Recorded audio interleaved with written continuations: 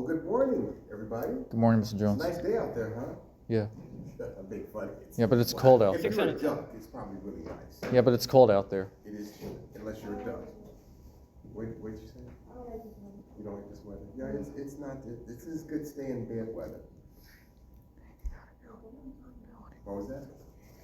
What'd you say, Jack? I don't want to stay in bed. You don't want to stay in bed either? No. Well, we shall start with those of you who brave the cool elements and the damp, dreary conditions outside. Hope you guys everybody doing okay? How'd it work out last week? You had an extra day off and then you had the test. Everybody was here for the test? Yeah. It went well? Cool. All right, very cool, very cool. All right, well, I have a slight cold, so keep the business. Let's see. Group hug. I don't think that's funny. Please give me some fun. You're funny, group hug. That's funny. Let's see. Well, let's start off with some positivity. Since we were last together, who has something really cool they'd like to share, or something you're grateful for? I was able to help my dad clean one of his cars back in home. Oh, you enjoyed doing that? Yeah, it was That's easy. kind of cool. You and your dad did an activity together. You guys usually do stuff together? Not really. I just Did you enjoy doing something with yeah, them? spend my time alone watching videos, but also go out, get some sunlight, make my body stronger. Okay, that's important. Very cool. I'm glad you got to spend some quality time with your dad. Anybody else, something you're grateful for, or something really cool that happened to you since we were last together? I told my sister we went to a concert. I'm sorry, speak that a moment. I said I spent time with my sister. We went to a concert. Who'd you go see? It was a Hispanic artist. I'm not familiar with it. Where'd you go see them at? It was. It was like really hectic. I didn't get home until 2 in the morning. What time? I didn't get home until like 2 or 3 in the morning. The concert went that long? Did you come? Okay. Yeah. But you had a good time. Yeah. Was this one of those places where you had to stay at the whole concert? Yes. See, I'm not a fan of those concerts. I don't mind because like, you know, I'm used to it. But yeah. I like seats in my concerts. Why? Because I get tired. I get tired too, but I thug it out. See, when you're my age, see how you feel about it. Okay. See, that's all I can say. When you're my age, see if you want to go to concerts where you're standing the whole time. Yeah, so. All right. We are going to get started because we have a few things to go over, and including starting a brand new chapter. Yes.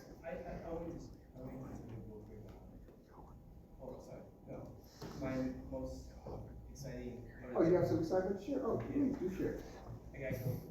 You got what? Oh, Lord Jesus. Yeah, did you say you have COVID?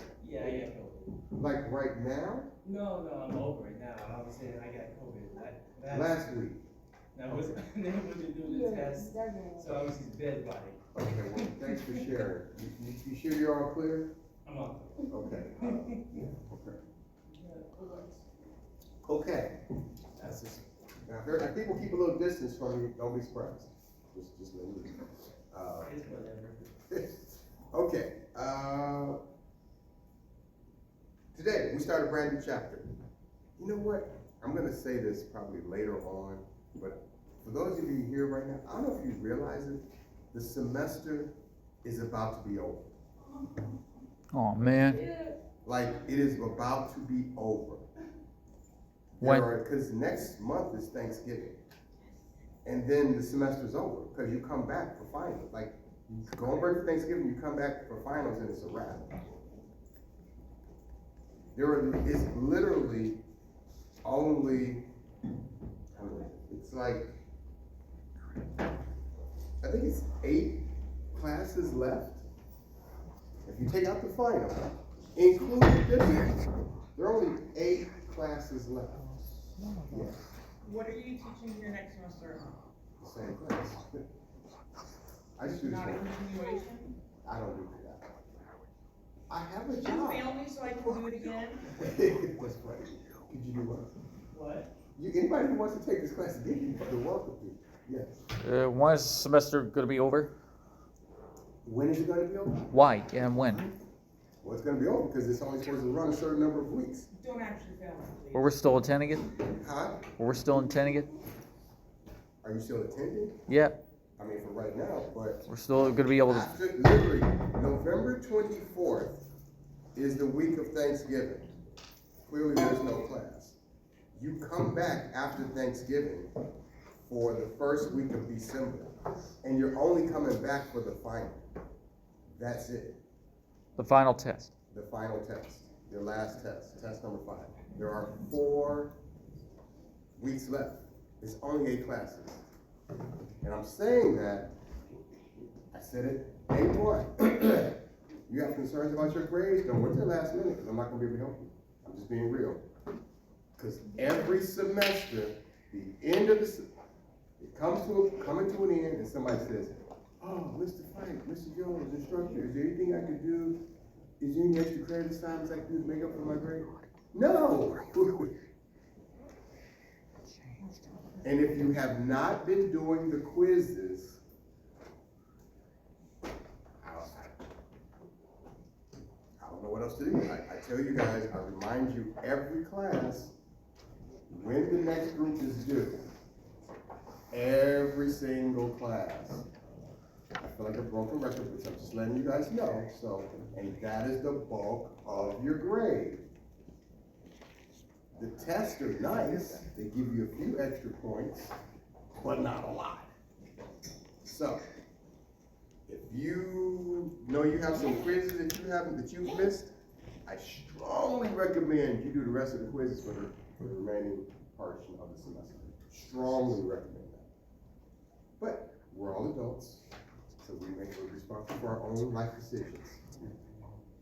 Yes, James. I was gonna say, so if you miss a quiz, even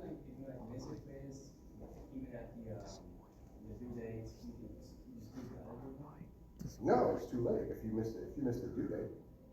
Yeah, I think it's your 2 or 3 lowest quiz scores get dropped, but other than that, that's it. So, like I said, I try to remind you guys constantly, but so they used to allow us every once in a while. What I used to be able to do is like midway, like about right now, I extend the due dates on some of the quizzes, and I go, hey, if you missed any, you can go back and do them. But I can't do that now because the school has a new policy. Nope. They're preparing to be some sort of accreditation program, so they have to do the same thing with all the classes. So there's no going back for opening up so people can make up for those quizzes. So, used to, can't do that. So, now, speaking of the quizzes, I hope you did quizzes that we did yesterday, chapter 9 and chapter 10. But if you did not, the next group are due November 10th. Chapter 11, Health Psychology, which is the chapter we're going to start today, and then Psychological Disorders, which is chapter 12. Chapter 11 and chapter 12 quizzes are due November 10th, okay?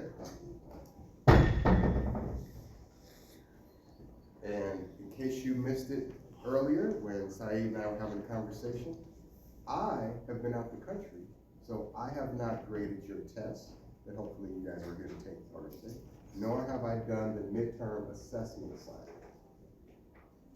Got back late last night, so that hasn't been done. But it will be, pretty sure by the time we meet in class. Yeah. On Thursday. So, any questions about anything? All right, well then let's get to chapter 11, Health Psychology. This is a very important chapter for you personally, not just academically, because this is going to help us look and see how psychological factors affect our overall well-being or affects us having to deal with illnesses. This also includes learning how to manage stress or learning how stress affects us. Because everybody in here knows what it's like to experience some type of stress. Some of us I've had a lot more to deal with than others. So let's begin with this chapter, health psychology. Day one, we talked about there's so many different branches of psychology. This one focuses on health. And we're going to zero in on stress, coping, and well-being. Stress, coping. Let's define the term health psychology first. Make it official. Well, can you go back, sir, for just a second, please? Health, psychology, stress, coping, and what was the other? Well-being. Well-being. Well-being? Well-being, yes.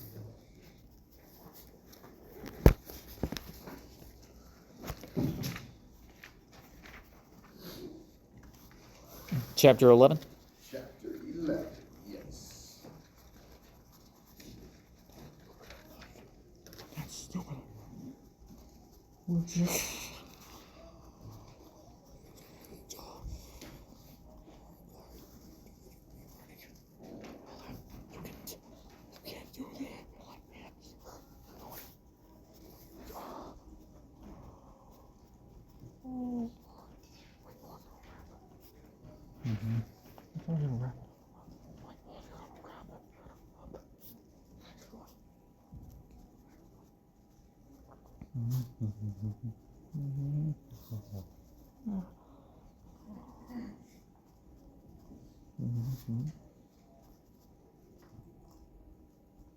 Health psychology, the branch of psychology that investigates the psychological factors related to wellness and illness.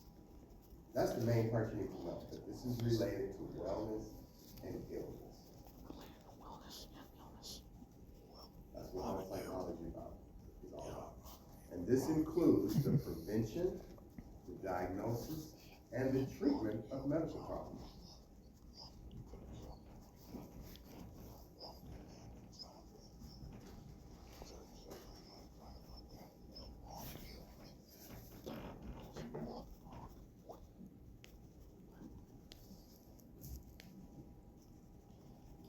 This is your textbook's definition. It's kind of long and wordy like they usually write. This sentence didn't have to be this long, in my opinion. We'll go with their definition.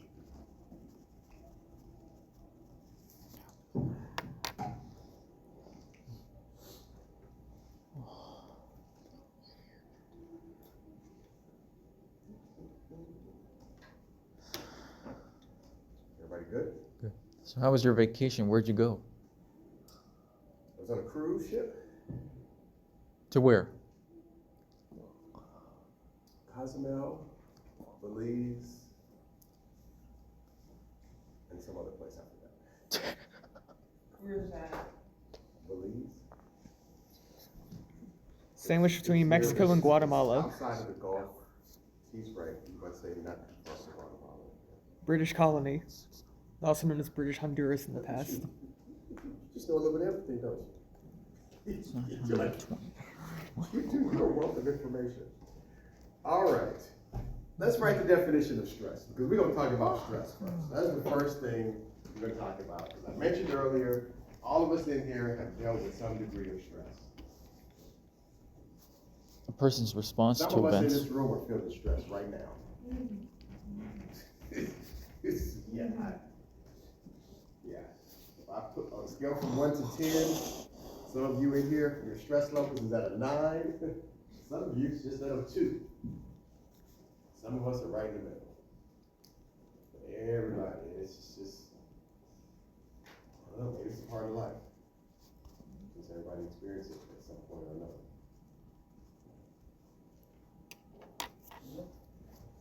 Yes, Jay. Say it again. No, I don't like. Listen, What is it you don't like to certain people? I don't want to share their stress that way than your stress, not that way. Yes. You know, saying that thing, you're basically your problem doesn't matter. Somebody else is going through worse. Because it doesn't matter the bigger the problem, the lesser the problem. It's still a problem. You're absolutely right there, James. He's saying that people have this habit of comparing their stress. You tell them what you're dealing with, and then they bring up their stress, and well, at least you're not going through this, and it's, comparing stress is not really a great idea, because we're all different people, and we all deal with things differently. For example, one person could, let's say, fail an exam, and it's really stressful.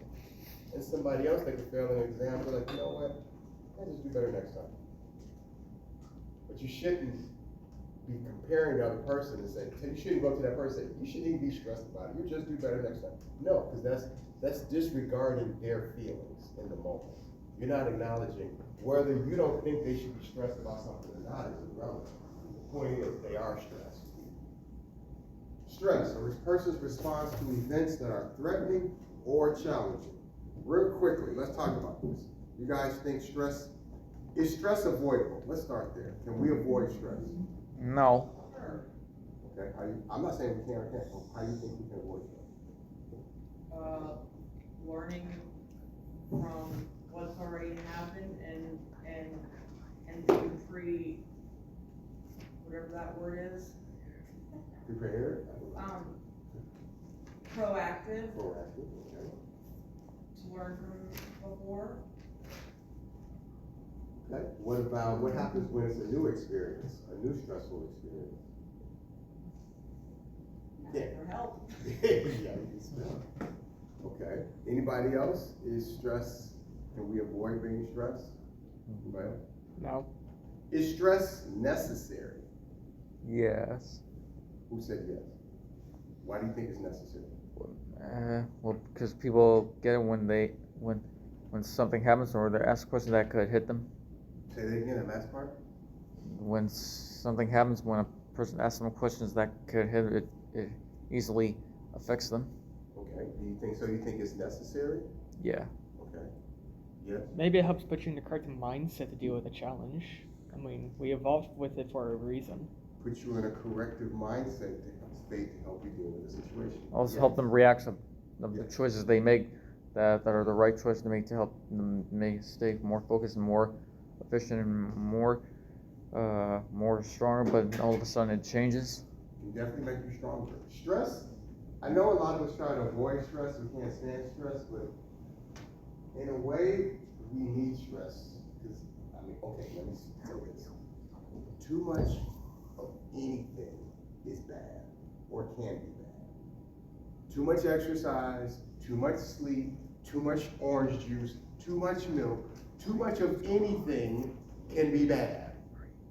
Too much stress can be bad. But the right amount, just like the right amount of sleep, the right amount of exercise, the right amount of orange juice can be beneficial for you. Stress is how our ancestors survived. They created shelter where they wouldn't be attacked by wild animals. Like stress helps you stay alert and deal with difficult situations. So to some degree, it is kind of necessary for your survival. It's how you respond to events that are threatening or challenging. If you're in the wrong neighborhood, you may feel stressed out because this neighborhood does not feel safe. But because of that, your head is going to be on a swivel as you're looking around and you don't trust your environment. So stress is how muscles grow. When people go to the gym and they lift weights, you're stressing the muscles to cause them to grow and get stronger. If you don't stress the muscles, they won't get bigger. Yet another way to stress the muscles. Now, we're going to talk about the different types of stressors, and also going to talk about things they can do to us. So, let's just jump to the bottom. How many stressors can you name? Some things that stress people out in our daily lives. What are some of the stressors that we experience? Circumstances and events I have a of real life. list on the next screen. I'm gonna see how many we can name. What's something that can be a stressful situation for someone? Money. So what is that? School, yes. Money. Money, absolutely. Half you guys in this room are probably stressed because of money. If I had to guess. What's another? Money, school, what else? What other stresses? What are other stresses? Work, absolutely. What else? Common stressors we all or most of us have to deal with. Outstanding, yes, definitely. Relationships can definitely be stressful. Not just intimate relationships, but sometimes our relationship with our friends, our relationship with our family, those can be stressful too. If you live in a house and half the house is Trump supporters and the other half isn't, that's gonna be very stressful, Yeah, potentially. well, Trump's a no good person. Well, I don't wanna say that, but there might be some Trump supporters in the room. I'm not judging anybody for their politics, but there are many people who would agree with that statement, that's all I'll say. But what are some other stressors?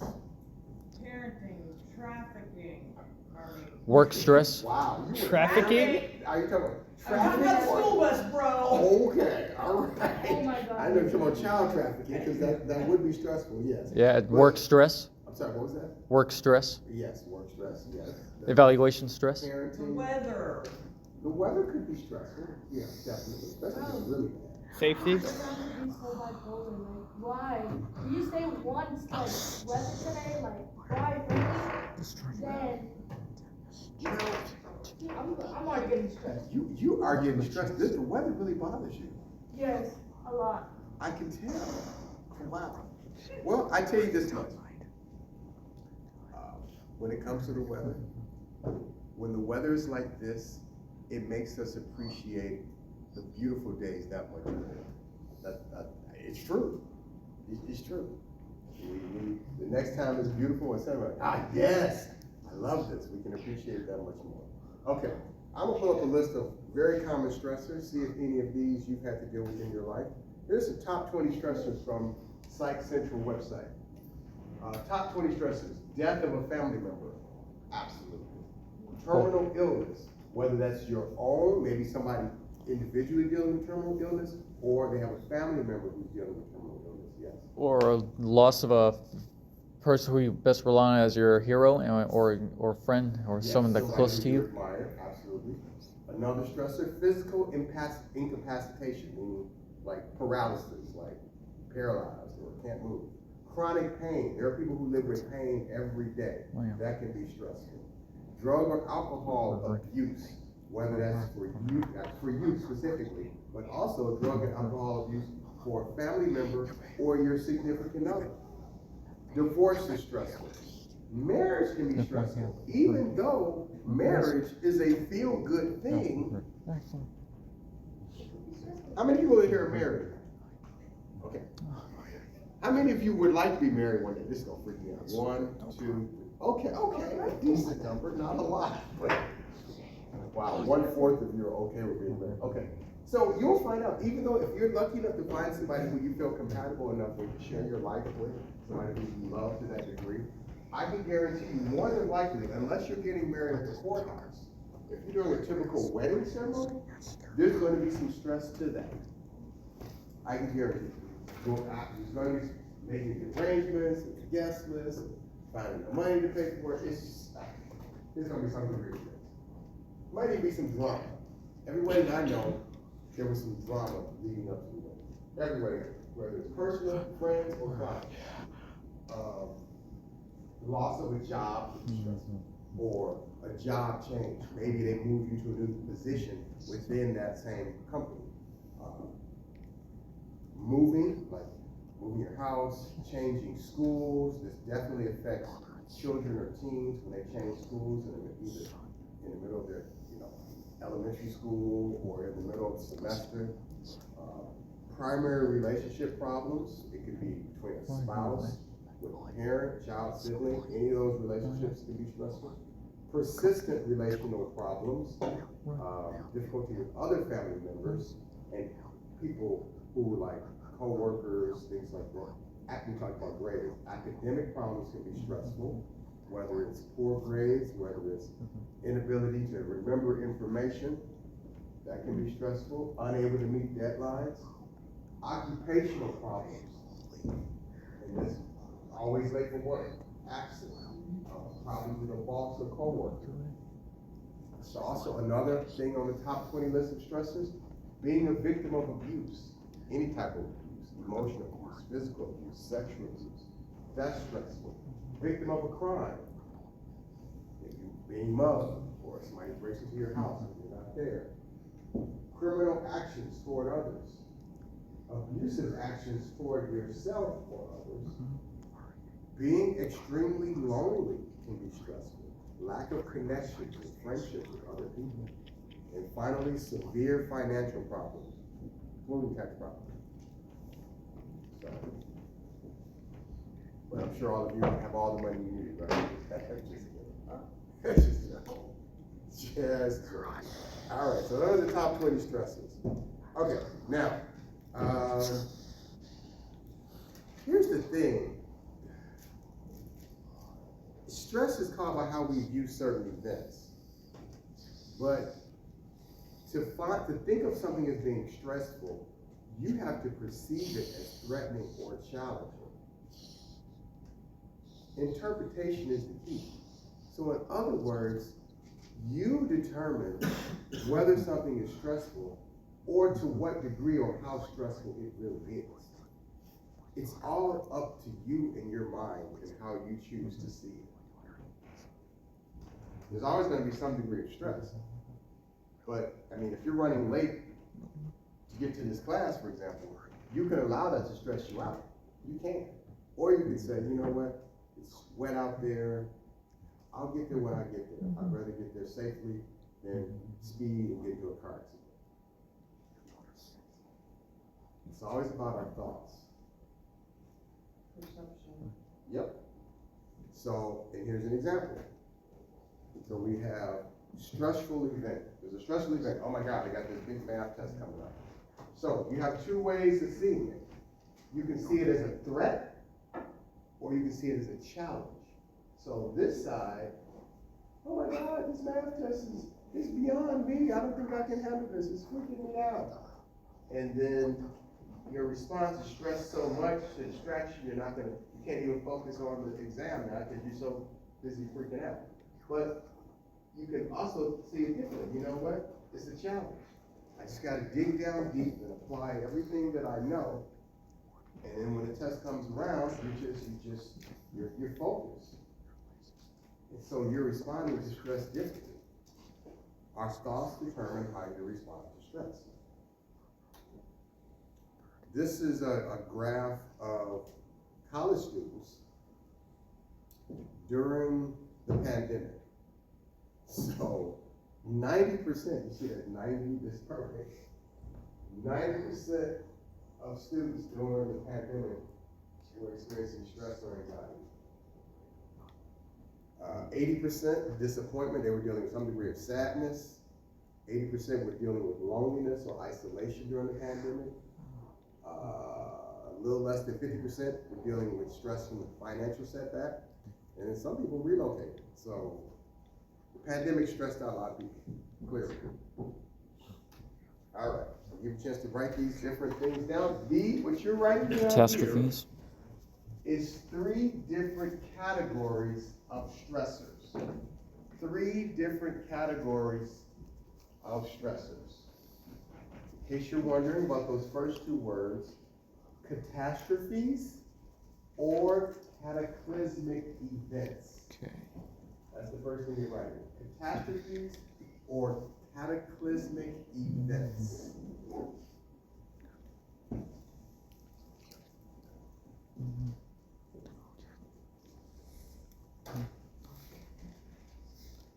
Three different categories of stressors.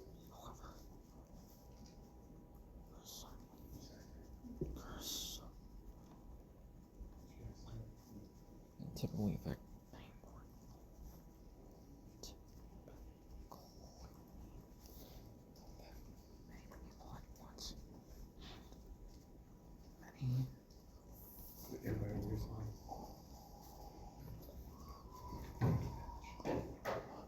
Personal stressors. Mm-hmm.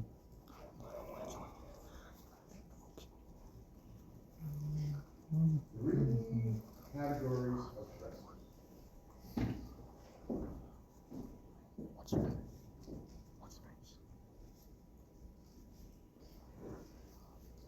Events that have immediate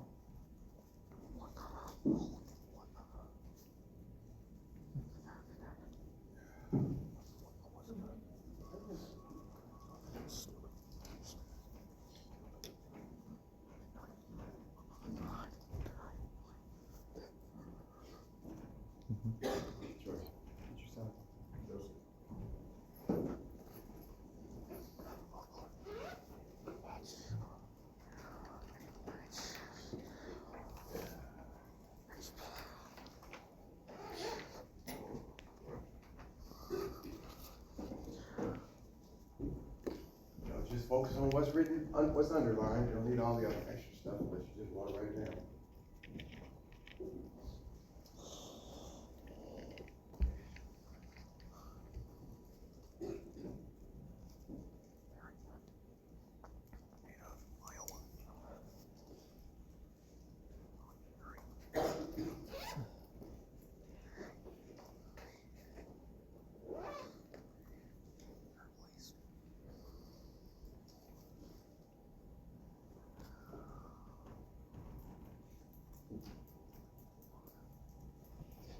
So just being stuck in traffic. Catastrophes or cataclysmic events.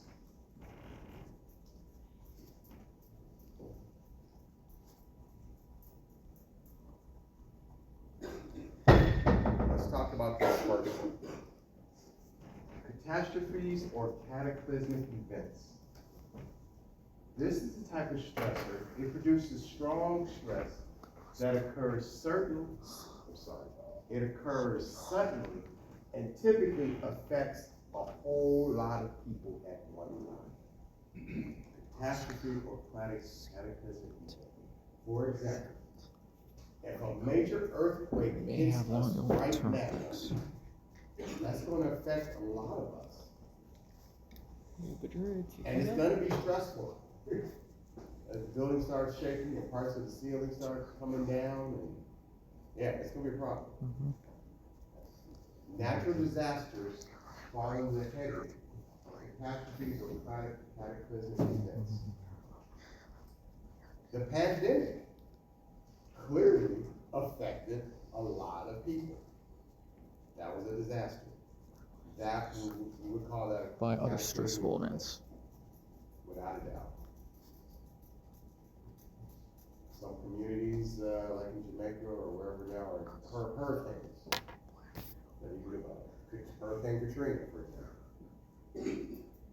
Those catastrophes and events that and unfortunately, these type of events, there's absolutely nothing we can do about it.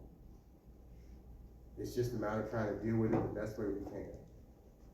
I just mentioned if a major earthquake hits, we can't stop the ground from shaking. We just gotta try to respond in a way that's appropriate and safe. Now, the next category of stressors is personal stressors. These are major events that have an immediate negative consequence that generally fade over time. So if someone you love dies or passes away or transitions, however you like to say it, that's going to affect you. And generally, that feeling of loss or grief will fade over time. I'm not going to say you won't, continue to miss them to some degree. You won't continue to mourn their loss, but it will get better. Usually. But personal stressors are major life events that affect you personally. You get into a major car accident, that's going to affect you, that affects you personally, that hopefully will improve over time. You have to recover or whatever, physical therapy, but it's a personal stress, a major life event. I have a friend, somebody somehow hacked into her.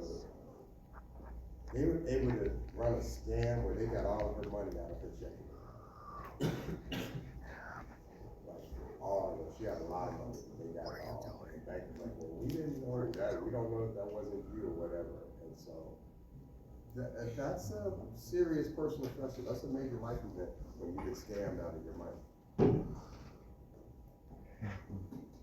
And then lastly, we have what's called background stressors, or what's listed here is just daily hassles. These are everyday annoyances. These are things, it's just minor irritations. These things that just annoy you. They're not that big a deal, but they're just annoying. And then you wake up in the next morning and you realize you didn't charge your cell phone. That's annoying. You're like, maybe it wasn't plugged in all the way, and that's why I didn't. Or maybe it was plugged in and then you rolled over and it unplugged, and now you thought, know, you were gonna get up, but now your phone's dead and your alarms didn't go off and your son missed the bus. Yeah, that is a day, that is a day, yeah, but. And it took about 7 years to get over my son's father's death and realize it was just part of the cycle of life. Right, that you just mixed a personal stressor Yup, I did. with the Bipolar, daily hassle, man. with the background stressors. Yes, you just combine the two, so yeah. But hey, but there's no, I mean, you're in a hurry. It gets to when you're like, why is this line so long? I gotta get to work. Because you're late, that's why. Well, yeah, but sometimes you know what annoys me is like, I figure out how much time, let's say to get here to school. I know how much time it takes me to get here to school. So I leave generally at the same time. Well, what happens when you get out and you're like, what's going on with the traffic? An accident or the weather, and now I'm gonna be late. But I swear to God, it happens every time. I'm like, I run 5 minutes late, and every single light is red. Traffic is out the wazoo. exactly, It happens every time. Another red light? Come on. Yeah, it's just. I remember one time. That's why I don't know. I'm sure everybody uses, people who drive use some type of GPS. That's why I prefer Waze, because you might have to use Waze, because Waze, well, of course they'll tell you how to get to your destination, but they will let you know if there's traffic on your route, and they may reroute you to avoid it. There was one time I went out to, and so even I know my way here, of course, I come here twice a week for like the last 11 years. I still use Waze when I get into the car, because there have been at least 2 occasions where I got in my car and I looked at I was like, why is it telling me to go that way? And it's because it was some major traffic. There was one time I had to take almost side streets to get here. And I live all the way in Tucker, Clarkston area, and I had to get off the freeway and just take mostly side, and I was only late by about 5 minutes. But had I not used Waze, I took my usual route, I promise you I would have missed the whole class. Matter of fact, that same day, there was a student, he missed the class. He was like, I got stuck in traffic. I said, yeah, I know exactly the traffic you're talking about. I got rerouted. So, yeah, those daily hassles, they're annoying. They're annoying. All right. These are some little daily, everyday hassles, not having enough time, too many things to do, you think worrying about your future, other interruptions, losing things, where are my car keys? I know that I left them here when I went to bed last night. Where are they? The health of a family member, somebody sick, some social obligation. I don't want to go to that girl's party. Really? Concerns about others getting ahead, too many responsibilities. Those are just a bunch of little daily hassles. Now, victims of the major catastrophes or the cataclysmic events sometimes could lead to a person experiencing PTSD. Now, we're going to talk more about PTSD, which is post-traumatic stress disorder, when we get into diagnosing or psychological disorders, which will be the next chapter after this. But that's when it's a major event, and it's really difficult to move on. Some people may have PTSD from COVID. Maybe somebody lost a bunch of family members at one time. I mean, there are young people who lost both parents during COVID. I can see that causing PTSD. You lost both parents? Ooh, that's messed up. Now they living with a grandparent or an uncle or an aunt, an aunt. Major People who've catastrophes. been in combat, people who've been in car accidents, people who've been in, I don't know, hurricanes.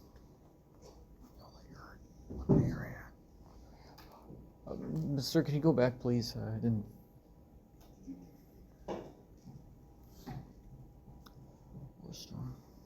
Terrorist attacks, mass shootings. Unfortunately, we have mass shootings all the time. Here. All the time. There's one coming.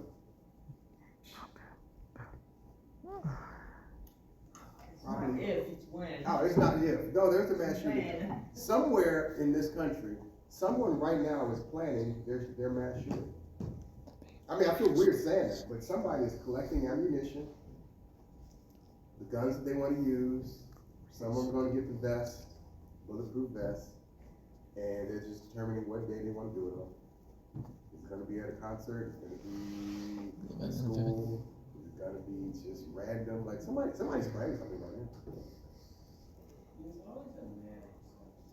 It usually is a man, yes. I think on a few occasions it's been female, but generally it's a man.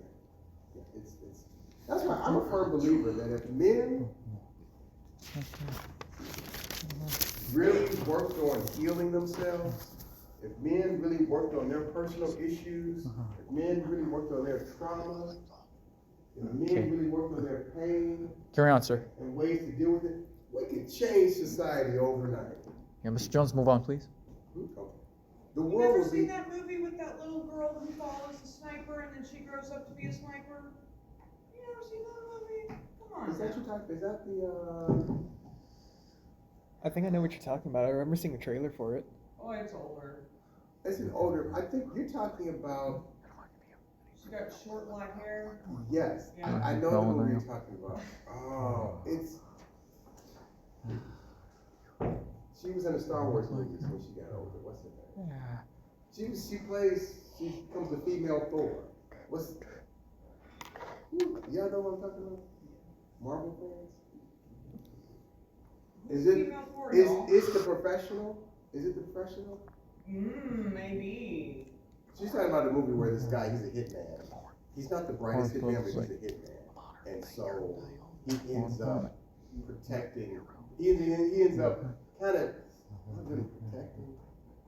No, because she follows him. Well, that's her He's family, like- that's because her family gets killed.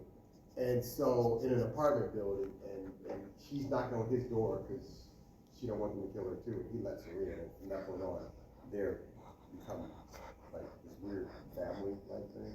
And so she learns, she wants to learn how to be a hitman like him. But anyway, yeah. All right. Now, so stress produces biological and psychological consequences. I said earlier, too much stress, just like too much of anything, can be bad. Here's the problem. Stress can increase the risk of illness. It can hurt our ability to recover from diseases, even something as basic as a common cold. And it reduces our ability to deal with future stressful events. So we're going to get more into detail of the high cost of stress now. So, for example, Sir, I also didn't copy that well, word. you don't need that. We're good. Oh. We're good. Yeah, you see. So, when we are stressed, our immune system is compromised. Our immune system is the stuff in our body that fights the bad stuff. It fights when you get sick. The minute you get sick, your body's defenses are kicking into place to try to heal you. It wants to get rid of whatever's in you, that virus, that cold, that cancer cells, whatever's in you that don't belong. Your body is trying to rid itself of it. But if you are stressed, it can't fight as hard. If you're stressed and you had surgery, you're gonna heal much slower because you're stressed. People who are stressed out get colds more easily. Stress can speed up the course of a disease. But we need our immune system because it gets rid of bacteria, viruses, all types of stuff that tries to, all around us. Here's the thing, all around us at all times, there's germs, there's bacteria, there's stuff in the air, there's stuff on the desk. Everywhere you go, you can't avoid bacteria and germs. You can't. But the beauty of it is, naturally installed within us is the ability to fight all those germs and bacteria around us. Our immune system just fights it. Like, oh, look at that, look at that nasty stuff on that desk. And it just fights it. But if we're stressed, it can't fight as strong. And now you might get sick. These are some things when we're stressed. These are physiological effects. So you can have elevated blood pressure because you're stressed. I already mentioned the decrease in immune system function. An increase in hormonal activity, like you could weight changes in weight, lower sex drive, acne. I'm sure either you or someone you know, people that have experienced, I notice I have more breakouts on my face when I'm stressed. Yep, you do. You probably do. Some harmful behaviors people may do because of stress. So sometimes people are stressed, they do things which really don't help, but they think it does, or they think it does in the moment. So some people who are stressed, they smoke more, no matter what you want to say they smoke. They use alcohol. They decrease their nutrition, meaning they eat more junk food, or they don't eat things that helps them. They don't get enough sleep. Increased drug use. Those are behaviors that really don't do anything about stress. It may temporarily relieve your stress, but the minute the high wears off, or the minute you, it's still there. All right. So what you see here is called the General Adaptation Syndrome Model. It's called GAS, G-A-S for short. And these are the 3 different stages of this syndrome. And I'm going to explain how it looks. All you're going to write down, General Adaptation Syndrome, known as GAS, is a response to a stressor consists of 3 stages. You don't need to write the definition, just know the 3 stages: alarm, resistance, and exhaustion. My hands That's stop. all you need to know is the 3 stages. You don't need to know what they look like. I'm gonna tell you what they look like in a second. This is typically how we respond to stress in a given moment in time.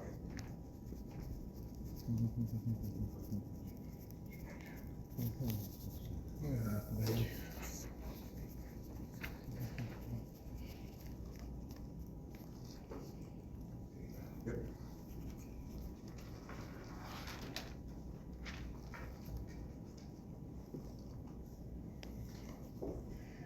Just do the underlying parts.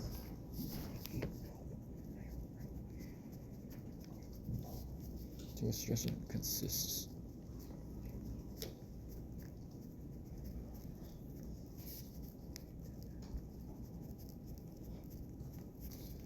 of 3 stages.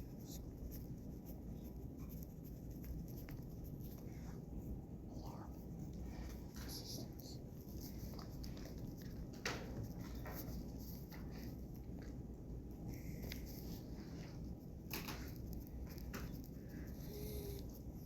Exhaustion.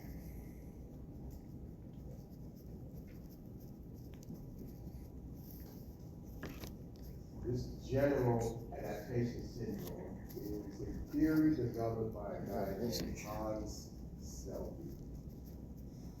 And he believes that we go through 3 different stages People become aware when we of respond to presence. stress in the moment. Stressor. So, and the 3 different stages are alarm, resistance, and exhaustion. So, what that would look like in this scenario. Okay. Say you're at home. No. You're out and you come home. And as you get ready to put your key in the door, you realize the door is open. It's not even fully closed. And you can see where somebody must have, looked like somebody forced their way to open your door. Your stress is, you're being triggered now. You're going to feel stress in the moment. And now that you see the door is jarred open, alarm is the first experience you're gonna have. Because now you're aware that there's something going on and your nervous system is kicking in. Your heartbeat may start racing, your hands maybe, your palm may get sweaty. Because now because in reality, you have to decide, what are you doing? You just got home, you got ready to put, nobody else is home now. It's none of your family is home. But you just got home, and you know somebody's broke to your house. Are they still there? Are you going in? Are you calling the police? Is it one person? Is it 3 people? What do you do? I mean, you're at that first level. Resistance You're at alarm. Now, resistance kicks in when you decide to go in and you encounter somebody, and now you actually tussling with them. You see they got something that belongs to you, and hopefully they don't have a weapon, but you're fighting with them. That's the resistance. This is when the body actively fights the stressor. In this case, the Fight the intruder. stressor. Now, exhaustion is the phase, this is the last phase. We're not meant to have this level of intense stress for a long time. We're not, this is like combat. Like, you're not supposed to be this stressed out for long, because after a while, you get what's called exhaustion. Because you just can't stay that stressed. So you were fighting with the robber, they finally ran away, and it's just you now, you gotta call the police. At some point, exhaustion is gonna kill you. Like, you're gonna be like, you'll probably sleep really well that night. At some point, because your emotions, your energy, your nervous system was all hyped up. And so you ever hear those stories about like a little old lady lifted a car off her husband or a child or something like that? When people get to alarm and resistance, their body can do amazing things. Like suddenly they can lift things that they normally wouldn't have been able to lift, but their child was under that dresser and they found the strength, when normally they wouldn't have been able to lift that dresser. That's also called adrenaline. Adrenaline takes place at resistance. But afterwards, after lifting up that dresser off their grandchild, they may be kind of like, wow. They may be wiped out for the next 24 hours. So that is Hans Selby's general adaptation syndrome, also known as GAS. Alarm, resistance, exhaustion. Any questions about that? No, sir. Has anybody ever had their house broken into? Never. 1, 2, 3, 4. Intrusion, you mean? I'm fine. Okay. I gotta tell you, I don't know how y'all felt, because this happened. You feel so violated when you walk home, you walk in your house and you're like, what? Like, it's like, I don't know, it's such a violation to know that somebody was in your home, a stranger, and they stole some of your stuff. It's not a good feeling. Hope most of you haven't experienced it. I hope you never do. Okay. This is a really long word. As you write down the definition, psychoneuroimmunology. It's a mouthful.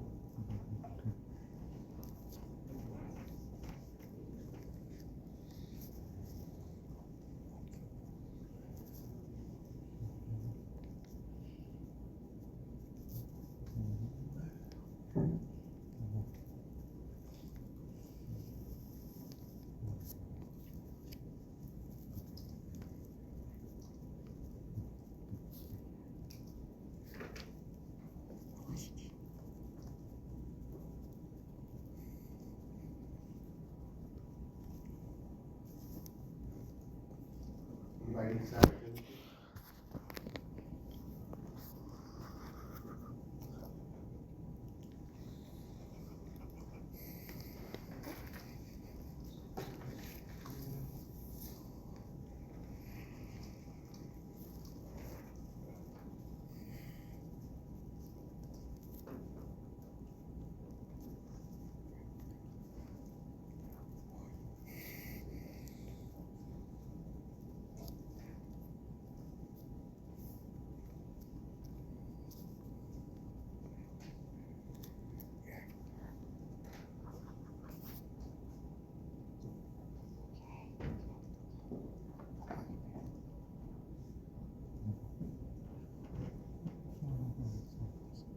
Psychoneuroimmunology. We'll break that down in a second.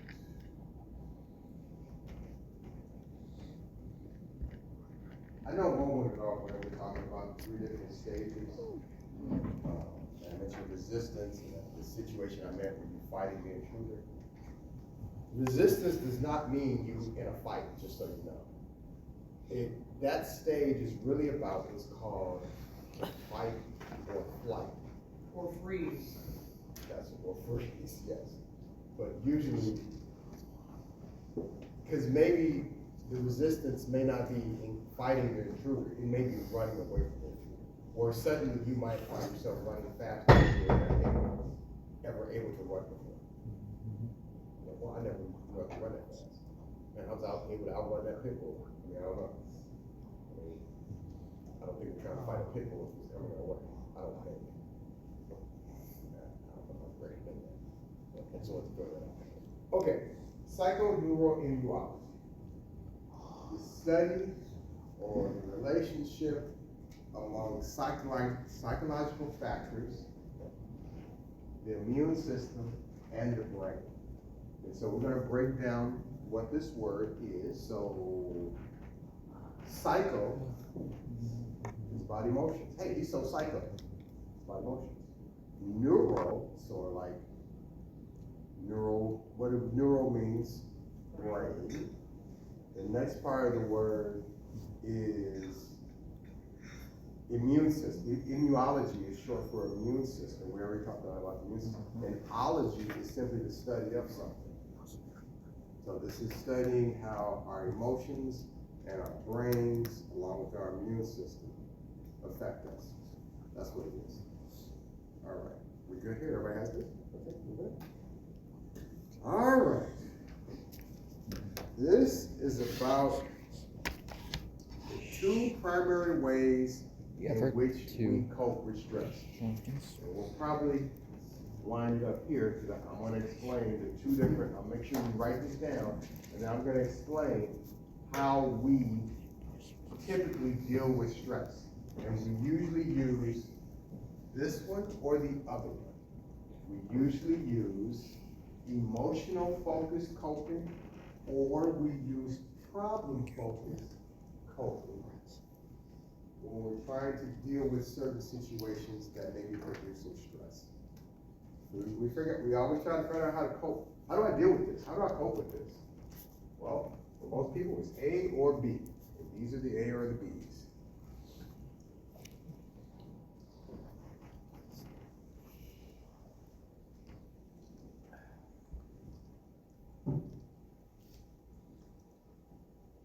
You also need to write emotion focused coping and problem focused coping. Yep. Okay.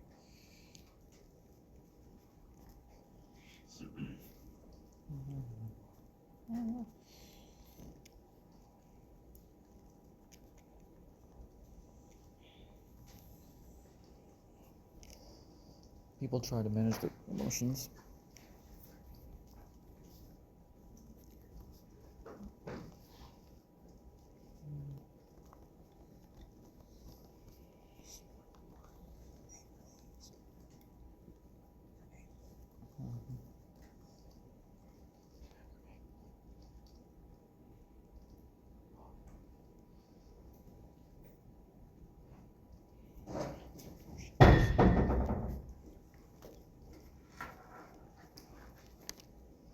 By seeking to change the way they feel.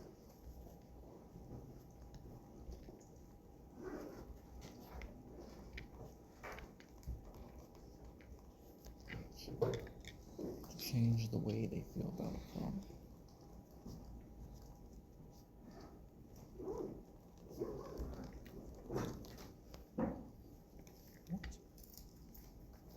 By show of hands, how many of you feel like you're dealing with some degree of stress right now?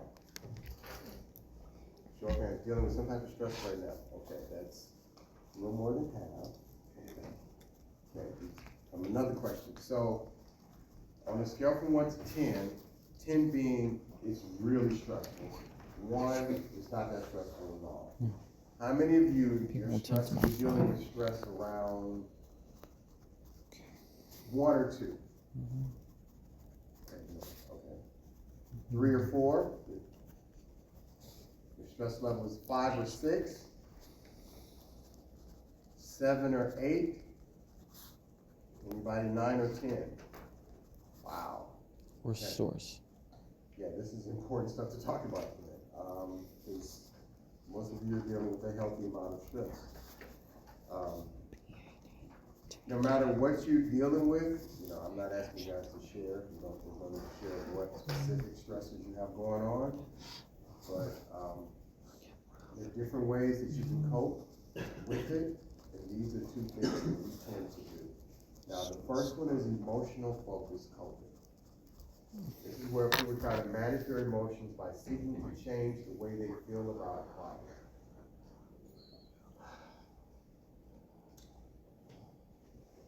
In other words, emotional focused coping is trying to manage your emotions about what you're dealing with. And so sometimes that often means trying to avoid the stress, trying to escape.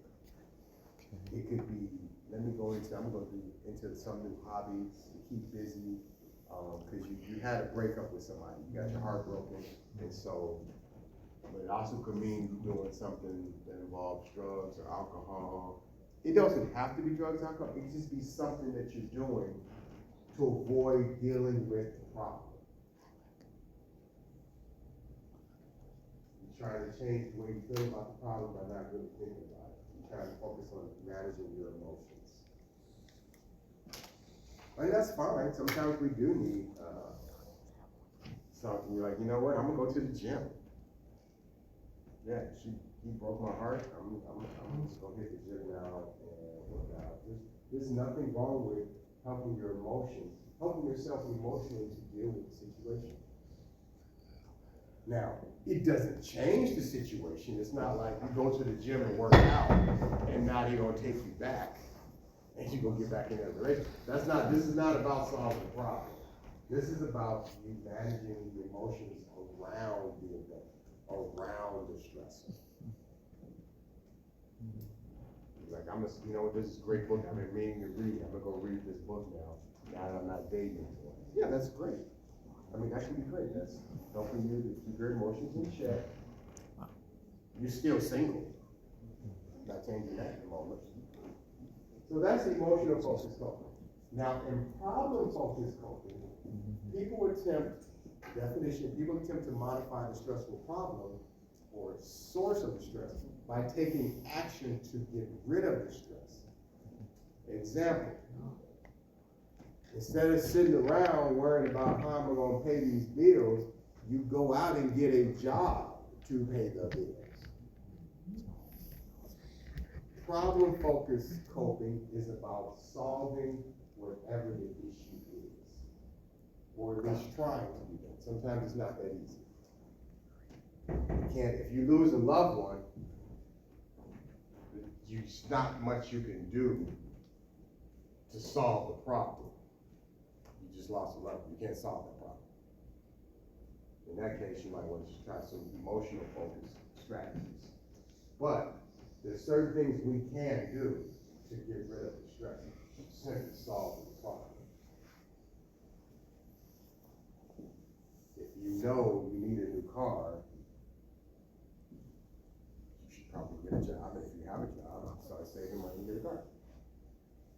When I work with clients, sometimes I have to try to do both, because sometimes clients need some emotional help. They need help with managing their emotions around what's going on in their life. But then sometimes, at some point, we have to get to what I call solution focus, meaning we have to solve the problem. Like, if somebody's in a bad marriage, we have to figure out what we're gonna do about this. Okay. And usually, to be honest with you, when it comes to change for all of us, we have 3 choices. If we need to make changes in our lives, we either change our thoughts, we change our behaviors or actions, or we change both. That's it. If you keep thinking the way you've been thinking, nothing's gonna change. If you keep doing things the same as what you've been doing, you can't expect things to come out differently. nothing changes if nothing changes. You should write that down somewhere. You're right. Nothing changes if nothing changes. People think, there are people who do the same thing over and over, and they think the results are going to be different. No, like she just said, that's the definition of insanity. No, it doesn't work. It just doesn't work. I tell clients all the time, I go, you know what? I'm going to challenge you. I'm going to push you. I may challenge you during a session by asking you a difficult question. I may challenge you to do something before you come back to our next session.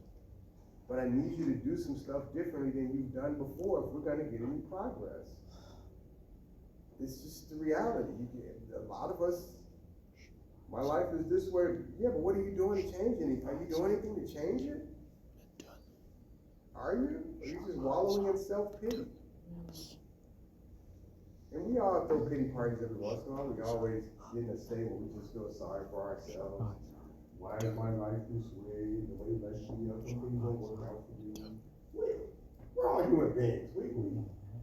We make mistakes comparing ourselves to others that we think their lives is better than ours, so we do that. But if we don't like the way our life is, then do something about it.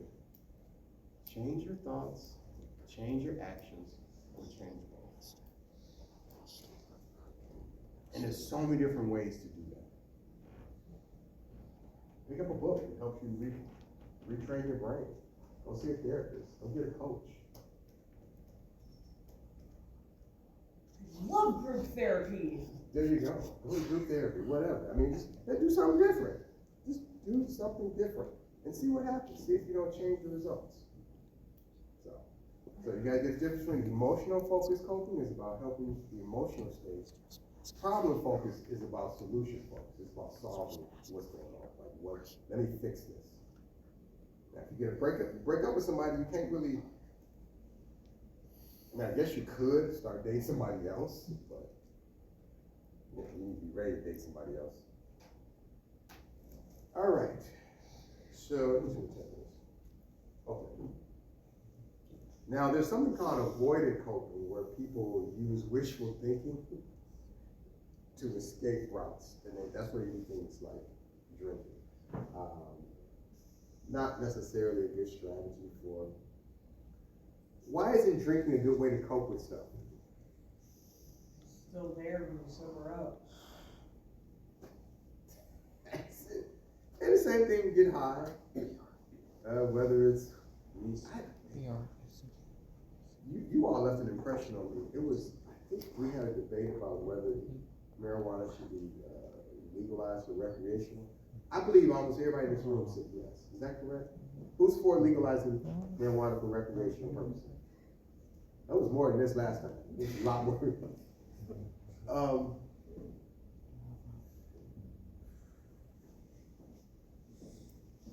See, when I was you guys' age, people only smoked weed when they were going out to parties. You understand? For legalizing for recreation. Well, what did you say? Were you for?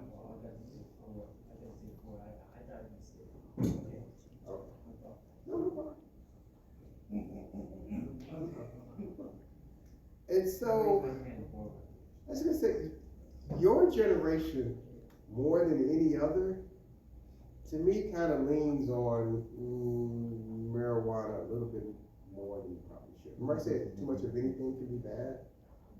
When I was younger, when I was your age, people smoked weed when they were going out to a party. Or when they were hanging out with friends. Your generation, and I know this because I have clients, I've had many clients, who will smoke weed by themselves. In my day, I can't think of anybody who smoked weed by themselves. In my day, it was for social purposes or going to a party. People I've known, even people in this room, smoke weed every day. Many, more than once a day.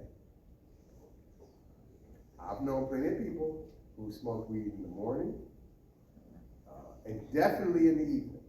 Some do it in the middle of the day if they can. So I'm not asking for a show of hands. If we only had a word for that. What was that?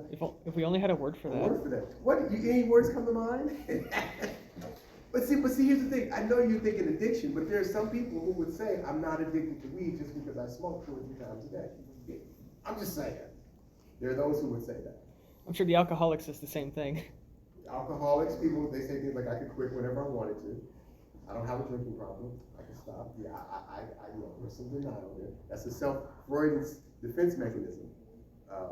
Yeah, denial. Yeah, I can quit anytime. That's okay. But it doesn't, it's simply, it's like Amy said, it doesn't solve the problem. You're gonna sober up. And the problem is just gonna be standing there waiting on you. Hey, I'm here, you thought I was gonna leave you. I've been waiting for you to come back. What are you gonna do now?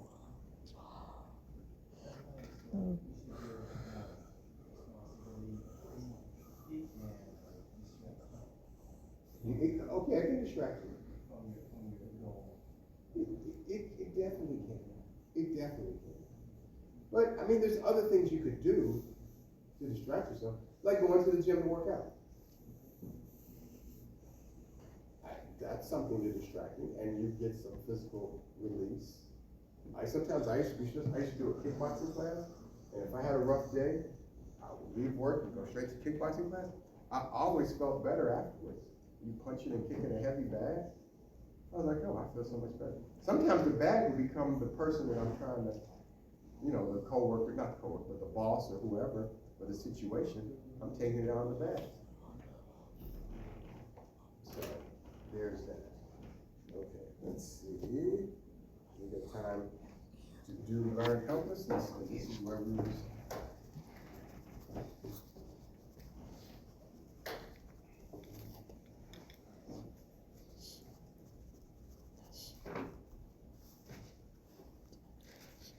A state in which people.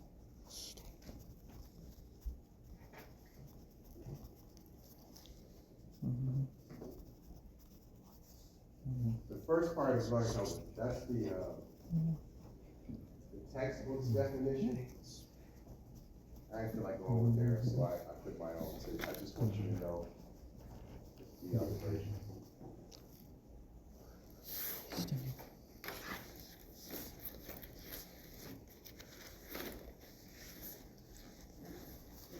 Stimulus And everybody signed the attendance sheet?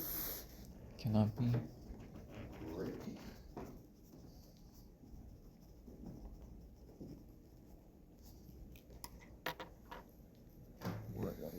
Yes, sir. You need something?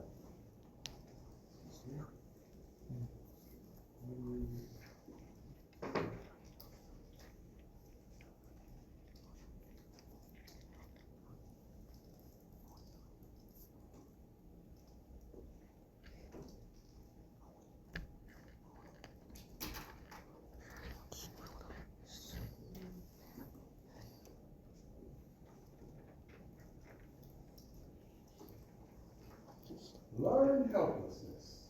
This is something that happens to a lot of us, even creatures in the animal kingdom. An animal or person believes or learns there is nothing that can be done about a situation. There are people who things happen to them and they feel like, what's the use? Why bother trying? This is just my life, huh? So that's the victim state of mind? You can call it a victim state of mind, yes. It's not. I give up. I can't do anything anyway. This is just the way my family's been. I come from a very dysfunctional family. This is the way it's always been. That's just it. I've never been good. I've never been smart in school. So there's no need of me even trying to make anything out of my life. That's just my history. Why even bother trying? How does that go with animals? How do animals do that? How do animals experience learning helplessness? Yeah. Let me give you an example. Yeah. This is an example of how animals learn or experience learning helplessness. You guys may not know this, but let's say it's a circus and they have a baby elephant. Now, a baby elephant, well, maybe they're about this small, they tie a rope around its ankle and then they tie the rope to a stake in the ground. Just a little stake in the ground.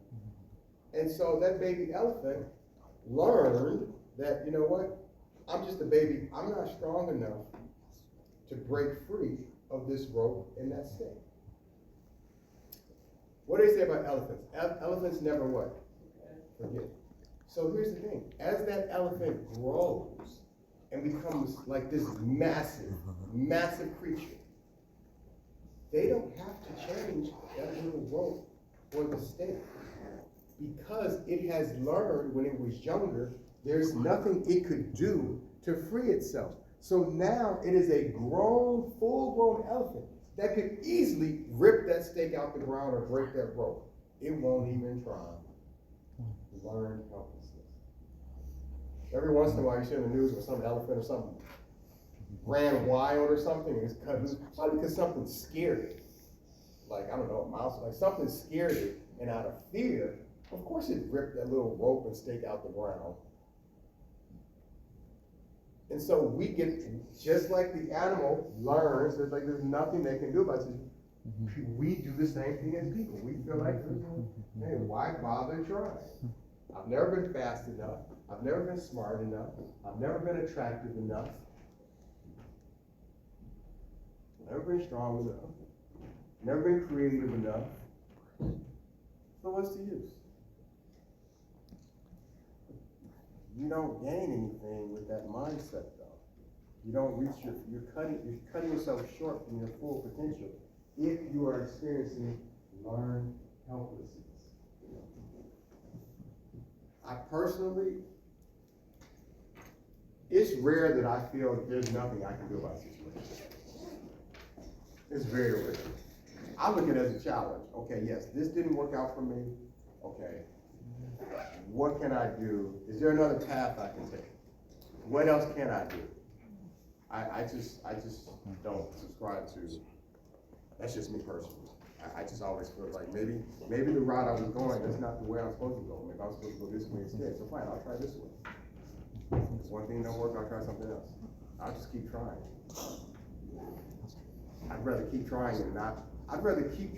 and not succeed than to not even try. Because I don't like to live a life of regret. I learned a long time ago that is not what I wanted to do. You know, it's really annoying. I don't know, guys, if you can relate to this, but I remember I was in my, 20, 21, 22. I'd see a cute girl, and I wanted to say something to her, but I was kind of shy, still a little shy, and so I wouldn't say nothing to her. Then I get home, regretting and go, man, you could at least said, hi, Frank. You don't know what could have happened. She was cute. You could have said something. I got so sick of it. I'm tired of living a life of regrets. And so at some point, I changed all it. I said, screw it. If I see somebody who I think is cute and I want to say something, I'm going to say something. If it don't work out, if she says she got a boyfriend, she got a boyfriend. But at least I took my shot. I shot my shot. And that paid off big time. I met one girl at a bus stop. I shot my shot. Very attractive young lady. We ended up dating for 3 years. We're still friends to this day. I was like my 30s. I was in my early 20s. Then my wife right now, and I consider myself shy. I'm kind of lean a little bit more introverted. I'm in the middle, but I lean more introverted. My wife right now, I met her in the grocery store. I met her in Whole Foods. People always joke about, well, you never know, you might meet somebody in the grocery store, but you don't really know anybody who met anybody in the grocery store. Now you do. You know somebody who met their wife, their spouse, in a grocery store, in Whole Foods. Because I took my shot. I was like, you know what? What the heck?